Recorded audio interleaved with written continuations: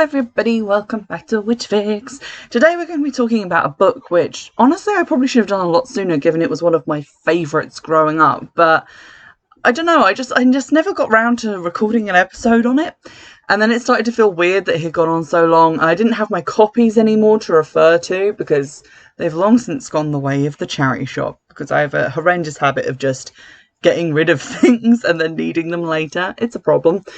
But I decided to just try and do an episode on this book anyway, despite the fact that I no longer have the book in front of me, so bear with me, this is going to be a little bit of an odd one. But the book I want to talk to you about is Sabriel by Garth Nix, and this was first published in like 1995. And I read it in, I guess, the early 2000s, when I bought it from the bookshop, obviously, but I picked it up, and at the time I was more of a fantasy reader. Like, I was reading urban fantasy, I was reading like fantasy novels, about sort of witchy stuff even then, and it's probably the most fantasy book that I've ever liked, because as I sort of grew up, I became less of a lover of fantasy, and that's not saying that like fantasy is just for children, it's just that my tastes changed quite a lot. But I remember buying this book, and then I got subsequently the two sequels for like Christmas and birthdays, as they came out in sort of the mid to late 2000s. And then after I'd sort of outgrown the series altogether, a couple more books came out in the series. So I haven't actually read those. I'm just going to be talking about the first one today, because honestly, I think you should read the first one, and I'm going to tell you why. So Sabriel, then. It is the first book in the Old Kingdom series by Garth Nix. It might be called, in America, something different. They usually rename things for America. But it's about a girl called Sabriel. And the first book is very standalone. You don't have to read any of the subsequent... That was my Tamagotchi. For some 90s nostalgia. But you don't have to read any of the follow-up books. You can read Sabriel as a standalone. It is the shortest one of the three that I've read. It's completely on its own. You can start it, finish it, not be left with any real trailing questions, because the subsequent books are about like further generations down the line. They're not to do with really to do with the characters in the first novel. So the world in Sabriel is very different to other fantasy novels, and I think that's maybe what drew me in. I'm sorry if I can pronounce any of these words wrong, but I've only ever seen them written down, so I'm going to do my best.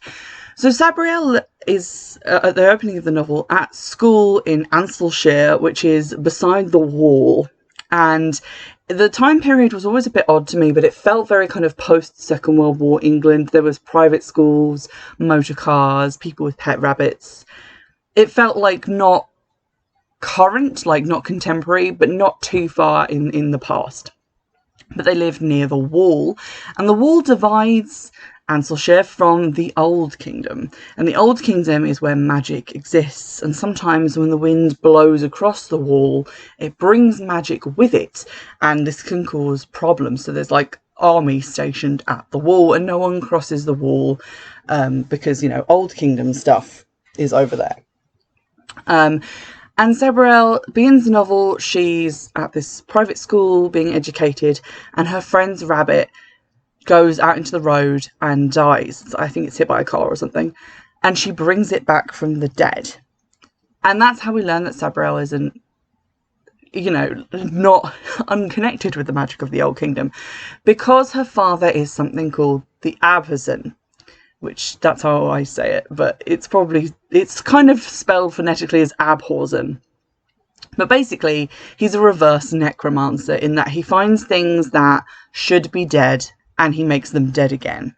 And a lot of Sabriel is to do with death. So the way death works in this universe is that when you die, your spirit or soul, or whatever it is that makes you you, goes on a journey to its final death. And this journey is a series of parts of a river, a series of gates along a river. So you've got like the opening one, which is where the rabbit spirit is, and it's all very calm and not terribly dangerous. You can bring something back from there, and it's not going to be a big problem because it's only been dead for a short amount of time. Its soul hasn't wandered too far. The further down those gates you go, if you come back from that, you come back as something weird and twisted and strange. And the gates become more perilous, so it starts off as a very reasonably safe spring, and then it becomes a flowing river, and then rapids, and then a whirlpool, and it gets more and more treacherous. And in those gates you'll find dead things that are trying to claw their way back to life because they're terrified of what awaits them at the final gates, and they want to get back to life as much as they possibly can. And basically, there are necromancers who use a series of bells which they carry on a bandolier across their chest. The bells all have their own names, and there are different movements associated with them, and these are used to call the dead, bind them in certain ways. I think one of them forces them to walk, so like compels motion or compels them to speak the truth. And there are necromancers out there who bring dead things back to life to do their bidding. And the Absent is the opposite of that. He travels around with his bells, ringing dead things back into death and protecting the world from them. But Sabriel is contacted because her father is missing. He's disappeared, they don't know where he's gone, and they kind of need him because there's this whole thing by the barrier, by the wall, where all the bodies were coming back to life and lots of dead things were attacking, and he carved special flutes which made a specific song in the wind to keep the dead from rising again. And these flutes need to be replaced, I think, every now and again. Like, he needs to rework the magic, but he hasn't come to do that. And if he doesn't, the dead are going to come up. It's going to be this whole thing in Anselshire where they're not really prepared for it. So Sabriel is basically sent on the age-old journey of go find Dad. He's gone hunting, and it's been a while. But she's not terribly used to the Old Kingdom, so we get to see things through her eyes as she travels first to his house in the Old Kingdom, and then goes on a lengthier journey to try and find out what's going on and where he's been and all of this stuff. These really fascinated me as a child because I felt like a lot of fantasy, and this is probably just my unfair reading of it, is that it's a lot like Lord of the Rings. There's a lot of stuff that is very, like, I don't want to say derivative because that has a negative connotation, but it's very kind of based on that. Elves, dwarves, the world of men. They add and take away different aspects of it, but it's that kind of very set in medieval times fantasy and bringing in characters from like D&D and stuff like that, which feels much of a muchness for me, whereas this was incredibly different to anything that I had read before, and it had its own new set of creatures and its new set of rules and lore that really just like drew me in. And it's an amazing female-led book, and other characters, main characters in the series are women as well, so it really gave me everything that I was looking for. So as much as I remember of the lore, it's basically in the olden times of the beforeness, this is very scientific, there was what's called free magic, which is magic that doesn't obey any rules at all. And it just goes off and does whatever it wants. There's like magical creatures and all of this dangerous stuff. And then all of the magic kind of got together and formed the Charter, which is ordered magic.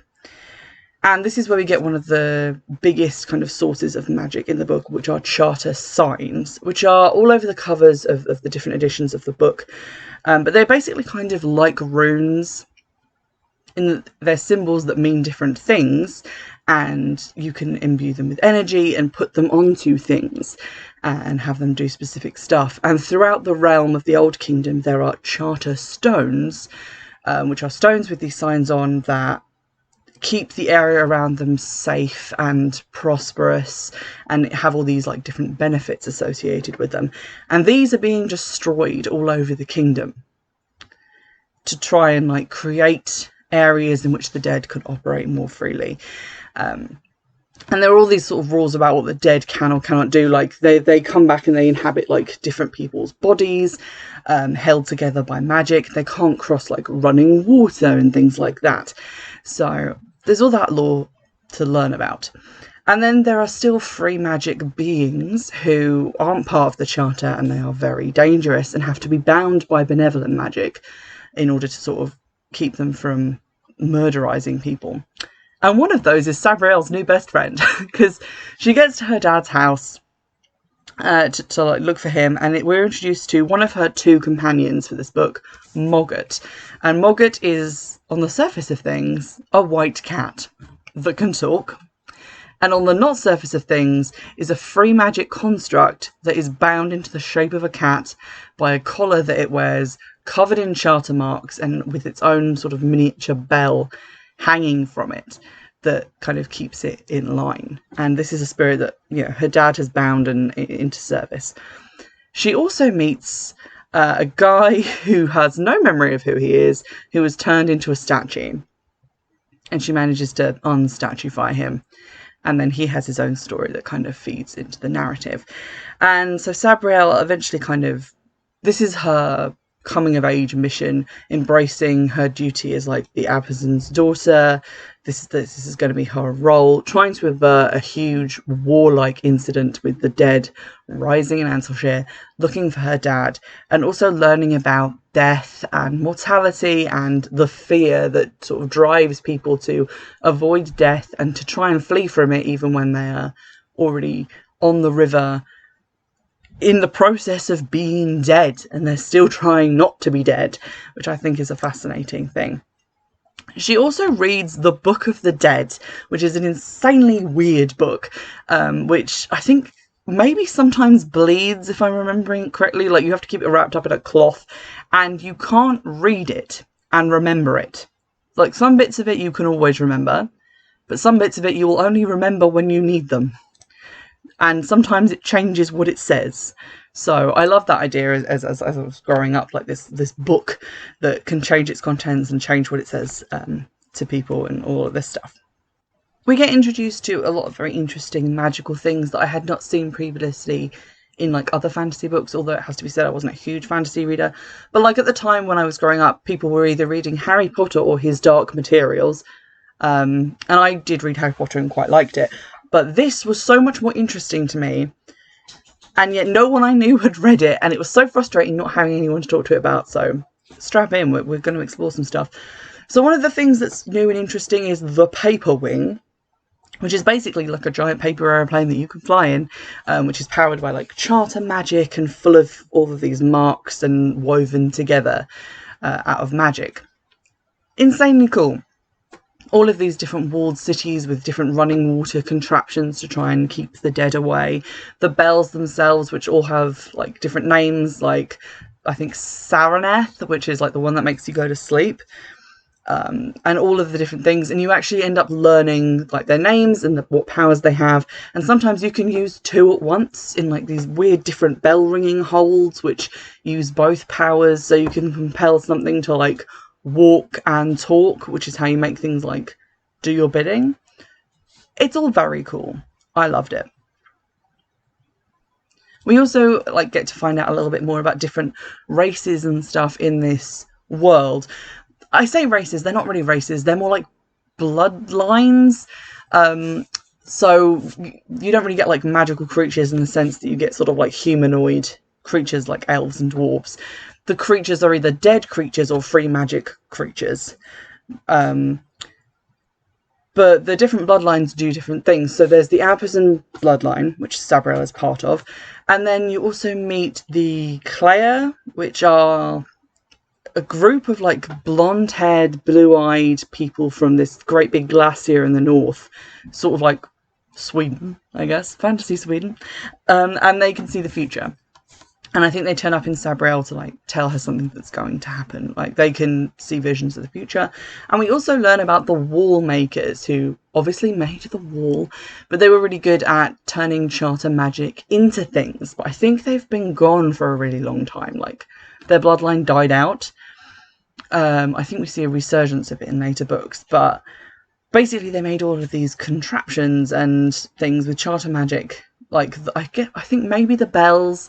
But things like that, they could make all of this magic stuff, and that's why it's so rare and important, and why the wall is so powerful at like keeping back magic. It's not just a wall, although it, you know, is under threat from all these dead beings trying to tear it down. The books were like really good at explaining all of this stuff and pulling all this lore together and weaving it into an interesting story. It felt very original, very easy to understand, though. It was not incredibly complicated. Once you have a couple of major ideas down, like the River of the Dead, what the bells do, it really kind of falls into place, and you can kind of see the logic in everything that's happening. And what I really liked about it was how it looked at death and how it looked at destiny and duty. And these are like really good themes. And I think in terms of like a book that really teaches you about, you know, death and how everything has its time to die and death is a natural part of life and nothing to be afraid of, I think it does that really well. And that's something that's like so important for young people. There's a minor spoiler warning for what I'm about to say, but when you get to the end of this river, this like terrifying journey, it's just a completely still pool, because the final gate is not scary. It's just passing over. It's death.